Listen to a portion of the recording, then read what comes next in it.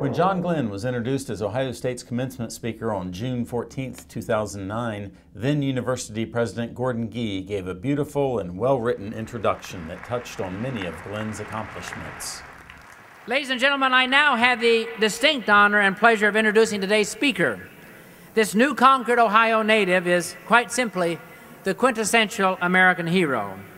His life story, taught in schools across the country and written about in countless books, is one of superlatives.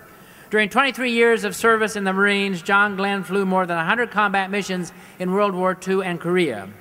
He earned 6 Distinguished Flying Cross awards. In 1957, he set a record for the fastest flight across the United States. 2 years later, in 1959, he became one of the first astronauts of the NASA program. Today, space travel can seem almost commonplace, but 50 years ago, it was nearly beyond belief. Safe return to Earth was anything but assured. Asked by reporters why he volunteered for such a risky mission, Colonel Glenn joked that he did so because it was, quote, the nearest to heaven I would ever get, unquote.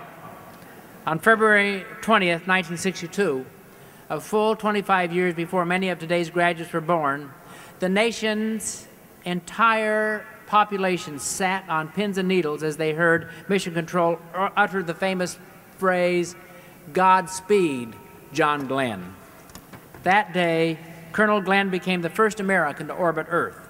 Upon his return, he became an instant phenomenon. In today's reality television culture, celebrity status may not seem like a difficult thing to attain, but John Glenn's fame did not come from dancing with a Hollywood star or eating bugs for money. It came instead from profound integrity and service to country.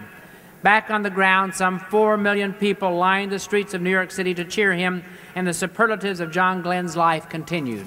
In 1974, he was elected to represent the state of Ohio in the United States Senate, where he served with distinction for 25 years.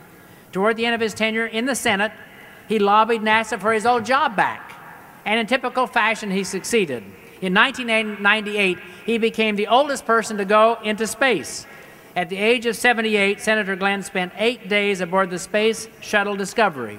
The mission was not a bookend to his first orbit. It was yet another means for him to serve through research on space flight and aging. The same year that he made his last venture into space, Ohio State established the John Glenn Institute, now known as the John Glenn School of Public Affairs. Ladies and gentlemen, John Glenn is surely a pioneer, but he is also something rarer still. He is a man of boundless courage, limitless optimism, and unswerving honor. His life of leadership and service inspires us each and every day on this campus. And I will tell you that one of the greatest blessings of my own personal life is the friendship that I share with John and Annie Glenn. Please join me in welcoming Ohio's greatest hero, Senator John Glenn.